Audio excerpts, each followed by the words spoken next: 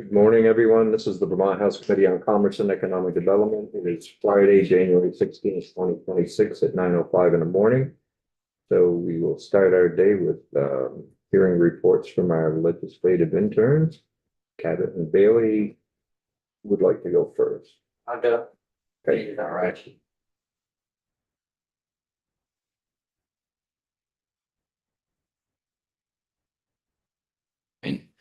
Good morning, everybody. My name is Bailey Davis. I'm one of the interns for the committee here. So my task this week was looking into the requirements to become a CTE educator, which is technical educator. So people who teach trades, different healthcare fields, stuff like that. So what I did first, I looked into the current requirements here in Vermont. So there's something called the apprenticeship license here in Vermont, which is issued to the person so they can teach while also working on those other professional development tasks, completing the other required professional development.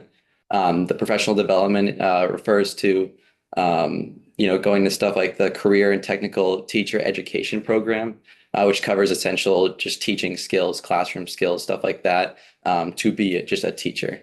But with that being said, there also has to be a requirement for you to actually be in the field that you want to teach, be a skilled person. Obviously you got to kind of know what you are teaching.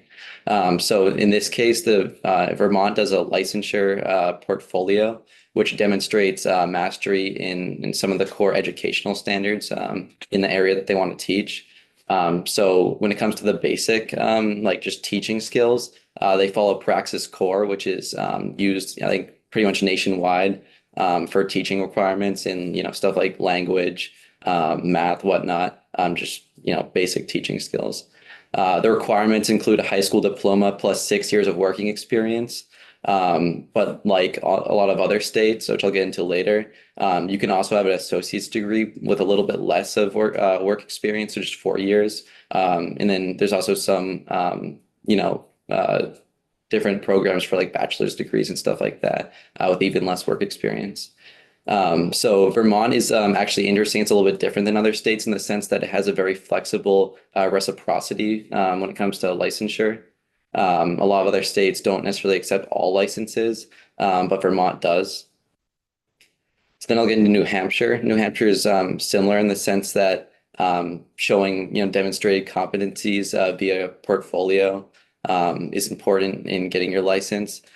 So the routes are very similar, including the degree requirements. So you could just go in with a high school diploma or a bachelor's or a GED, but you need way more work experience. So I think it's around 4 years, 8,000 hours of paid experience if you're going in with a GED or high school diploma. Meanwhile, if you have a bachelor's degree, for example, you don't necessarily need work experience. You just need the bachelor's degree to be in the area that you're trying to teach. In addition, associate's degree as well. That's just less work experience than, say, someone who's going in as, having a high school diploma or GED. And so when it comes to reciprocity in New Hampshire, they're part of the National Association of State Directors of Teacher Education, which every state is a part of. So they accept licenses they accept licenses with all, every state in that organization, which is every state in the country, plus territories, even armed forces. So like in Europe and stuff like that. So Maine, again, very similar. A lot of these regimes are very similar, but there are stuff that I'll get into later that Vermont could do, and that relates to Act 127, which again, I'll get into later. But first I'm going to cover Maine. Maine allows experts to teach while finishing requirements through something called a conditional certificate. And like I said, very similar. The requirements for getting that includes a bachelor's degree in that related field, associate's degree plus work experience, and of course a GED or high school diploma plus more significant work experience. And once again, they're part of the National Association of State Directors of Teacher Education. So now I'm going to get into Act 127. So the main thing that Act 127, I'm sure many of you obviously are familiar with it being signed into law on 2022. So in Section 17, I believe, of Act 127, It covers the recommendation. So there's a study that was authorized, and that study recommended to create a single CTE district, replacing what we have now, which is 17 different districts, which kind of operate under different jurisdictions and different control. So the recommendation, actually, I can just read some of that. It's not directly from it, but it's kind of my summary. It says the current framework of 17 individual governance structures for CTE programs within Vermont is recommended to be consolidated to either one statewide CTE district or several regional BOCES, which stands for Boards of Cooperative Educational Services. So that would obviously bring everything under kind of one jurisdiction and make it easier for stuff like funding and whatnot, and just like control of standards. So there's a growing interest amongst people who are interested in becoming a CTE educator in raising kind of that level, raising that licensure to the level of like a master's degree or a doctorate degree for salary purposes. And the hope with that is that, we have a teacher shortage right now, particularly in these fields. I mean, we have a tradesperson shortage in general. So, trying to get people to become educators in the trades is even harder than, just finding people for trades in general. So if we were to kind of make that CTE license, that those, qualifications, kind of have the same weight as a doctor's degree or a master's degree, would be able to, and especially for salary purpose, like I said earlier, that would hopefully bring more people into that area and sort of want to go that direction. So yeah, that pretty much concludes what I researched for this week. Are there any questions?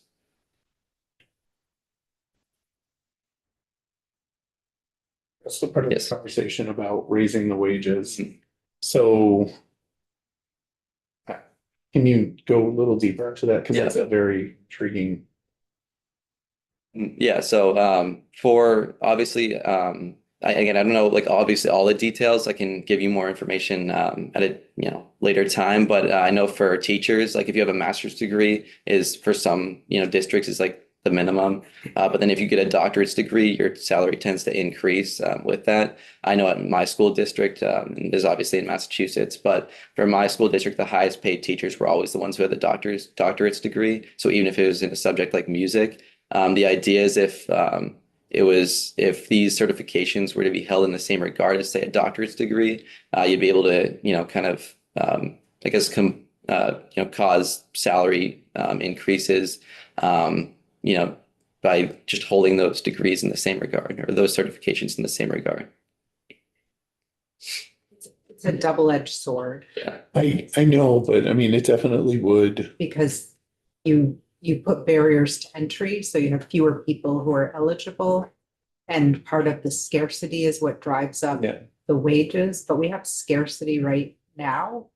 And so we need to figure out how to bring more people into the profession and not how to make it harder to get into the profession, right? I misunderstood what he was saying then, Yeah. because I was But what thinking that, he's saying is you get paid more Right. when you have more education, which is the way it is set up, but it doesn't mean that's the only way you can get paid more. It's just the system as it is right now. I'm interested in how long, so let's say you were getting into the field, you have the 6 years of, high school diploma, the 6 years of experience in the field, and you're going to go through the sort of apprenticeship, provisional license. What is the time period that it takes to become a certified teacher? I think it varies. So I can get you specific numbers at a later time, but I think it obviously varies because I think what happens is kind of people go from at least from my research, people go from being actual tradespeople, having that real world experience, and they say, okay, now I want to become an educator, for example. And so, I mean, it can vary. I think it depends on how fast they complete the requirements. A lot of time, then it can be a shorter window depending on really kind of their ability to get those requirements done. So. And is it done through the Vermont State College system or who? So yeah, it depends. There are multiple different pathways. That's one. There are different actual like technical schools. Obviously, I know New Hampshire has a more centralized one, the New Hampshire Technical Institute. And they have a specific CTE program that provides all the requirements that are needed by the New Hampshire Department of Education. So like, they're more centralized, but for us, it's kind of more spread out, and those are, options.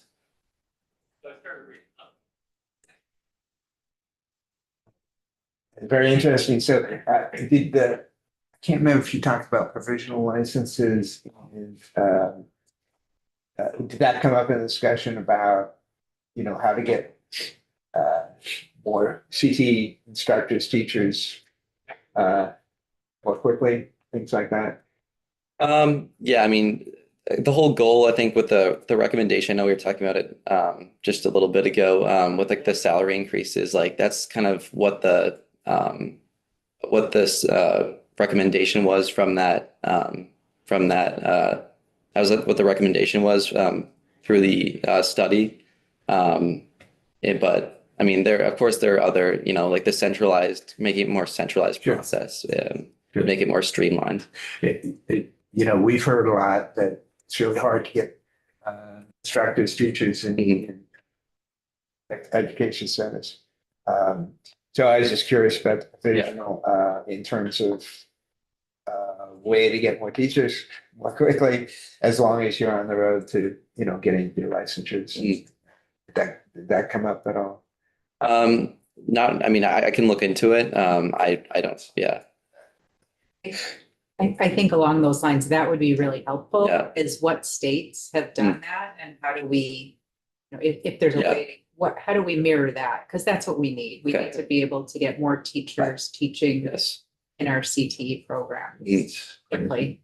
Yeah, I know it's very difficult because especially, I mean, you see some of these requirements, like 4 years, 8,000 hours, stuff like that. I mean, it's hard to find, like I was saying earlier, it's hard to find skilled tradespeople in general. Never mind people want to, teach other tradespeople instead of making, tons of money. So, it can be definitely hard, so.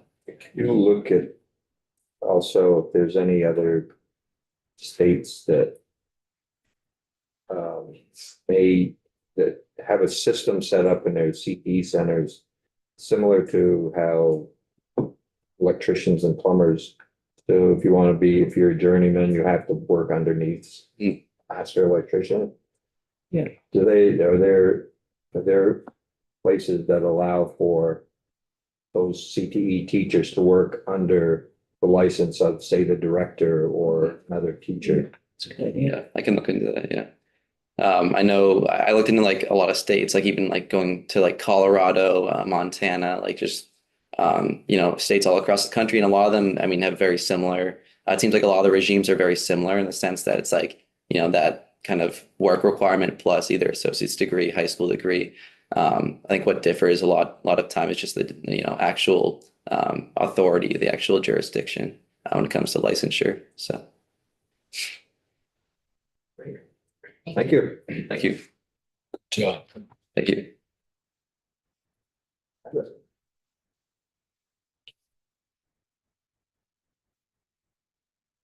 All right, Cabot Sales, good morning. Other committee intern from UVM.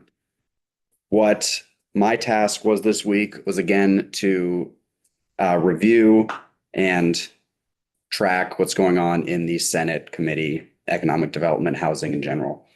So I'll go through day by day. Tuesday was their overview and update of the Land Use Review Board, which Bailey discussed last week, so I'm not going to go into that. Wednesday, they discussed S-198, which is an act relating to the regulation and taxation of tobacco products and tobacco substitutes. The issue they were really addressing is increased youth using tobacco substitutes, and they're trying to address that by increasing tax stamps on nicotine products that have over 5 milligrams of nicotine in them, and also increasing the penalty for unlicensed sellers for first and second offense. And they're getting rid of penalties for illegal use. So they're focusing more on penalizing sellers rather than youth who get caught with the product. Did they have a conversation about internet sales? They did. So internet sales are supposed to only be to licensed sellers right now. I don't know if there was anything in the bill that addressed internet sales, but I believe the penalty related to sellers, a larger penalty for unlicensed sellers, was supposed to address the issue with internet sales as well. Yeah, Do an update, because last year it was a pretty nice amount of money that we received from the fines and. Right, wasn't Well, it? that was over a number of years, but. Oh, was it over a That couple of was years? on a pilot project that was done with the Attorney General's office and with liquor lottery. Still a nice amount of money. Yeah, they, and, you know, for a small amount of money, they were able to bring in nearly $1 million. Yeah. wow. The specific fine increases are $200 to $2,000 for first offense, $500 to $5,000 for second offense. So just 10 times. So far away from.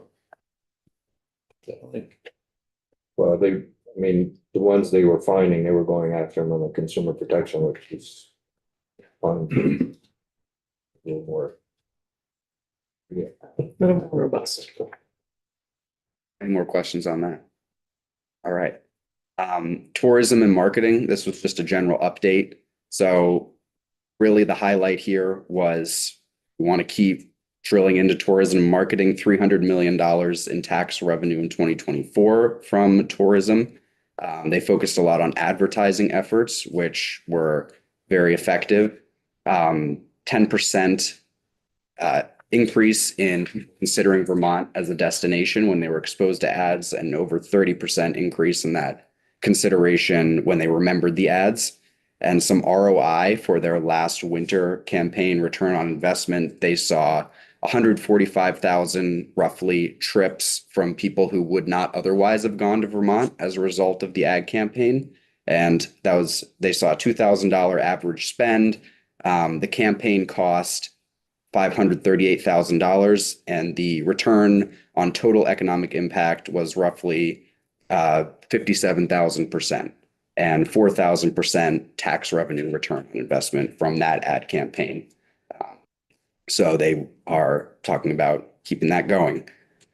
Moving on, Vermont Futures Project. Kevin Chu came in to discuss the Vermont competitiveness data dashboard that came out. There were some negative highlights about Vermont's economic standing on that dashboard. And Chu stated that data is not destiny, but it could be destiny if we don't do anything. So that was kind of the overall message. Things look a little glum, but it doesn't have to be that way. This is just the data. So the dashboard compares Vermont to other states on a lot of composite indices, which rank it economically, various things. Housing and population were highlighted. Specifically, he discussed aging population and how the average size of the household decreases when there's an aging population. And because of that, there aren't even enough houses being built here to accommodate the folks that already live here, not even to account for people who might move here. And he also discussed that the data shows there are lots of young people who do want to move to Vermont. Vermont has a very high quality of life, and that's attractive to people. However, the opportunities are not there. And that led him to suggest large businesses, developing those is the biggest way to increase the average wage, according to data. So suggesting strategies to help large businesses develop more and offer more opportunities to the young people who do actually want to move here. You also discussed the program that pays college graduates who stay in Vermont, and specifically that 68% of jobs in Vermont don't require a bachelor's degree. So that program actually misses all the graduates of CTE programs or associate degree graduates who don't get that benefit when they stay here after they graduate. Moving on to Chamber of Commerce, this was another priorities and overview. Their large priorities, again, were tourism, workforce and housing, and increasing the export manufacturing business in Vermont. They've seen declines in Vermont manufacturing exports over 1 year being greater than what they projected the decline to be over 10 years. So that is a concern and something they would like to see change. They also talked a lot about the increasing efficiency in the business permitting process and hiring an outside organization to do a study of what is the process that a business goes through in Vermont from when they apply for a permit to when they actually get a permit. And are there duplicate applications and processes going on? Is that process so inefficient that there could be a lot of benefit gained from addressing that? They also discussed workforce shortages, and they're going to be working with the Office of Workforce Development on that. The Agreement on Jobs Retention Program, which is the cash program, they're asking for the same amount last year that they got last year, which is 1.5 million. And they want to raise awareness about that program because they believe more people could be taking advantage of that than are aware that it exists. Strengthening the hospitality workforce was especially significant to the chamber. And the chair, Clarkson, discussed interest in a new culinary institute coming back to Vermont, since we don't have that now. And then automation. So manufacturing, they proposed to put together a task force that would support research and development for automation in Vermont without displacing the workforce, but increasing that as a lot of the workforce does age out of manufacturing roles and helping companies move towards more automation. Moving on to Thursday, the first discussion was S-173, an act related to workers' compensation and the Vermont Labor Relations Board. So the primary aspect of this bill is removing the mandatory screening process for injured workers who are eligible for vocational rehabilitation services. And the issue there is that workers who are injured and are eligible for these rehabilitation services have to go through this screening process that takes a long time, and often they might get rejected for various reasons, or deemed ineligible through this screening process for illegitimate reasons, and there are a variety of reasons for that.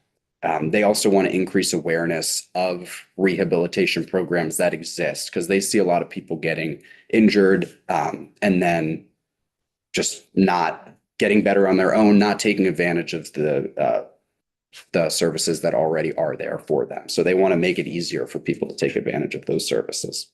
Yeah. How long will you be around here? Are you heading back to Burlington right off? Nope. Would you be available to come back in after the floor? Yeah. To finish up, I want to make sure we hear everything. And Yeah, you have to get to the floor. sure. If you're gonna be here, that's great. Okay, I can finish then. Perfect. Thank you. Thank you. Yeah. So we're on the floor, third reading. Great job yesterday on the report, the captain report.